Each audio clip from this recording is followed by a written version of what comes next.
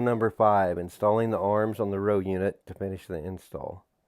When you have the bushings in the arms and the bolt holes are reamed, you're ready to start back together. All bolts will come through from the opposite side of the arm. Follow the instructions on washer placement for your planter and thread the hex bushings onto the bolts and through the bushings into the parallel arms. When you have the bushings started, you can use a small impact to get them snug and then a torque wrench to get them at the required torque and the instructions for your planter.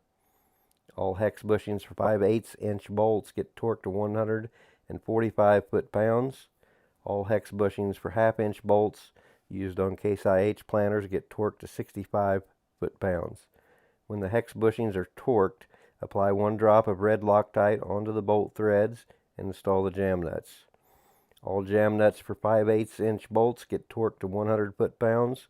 All jam nuts for 1/2 inch bolts used on Case IH planters get torqued to 65 foot-pounds.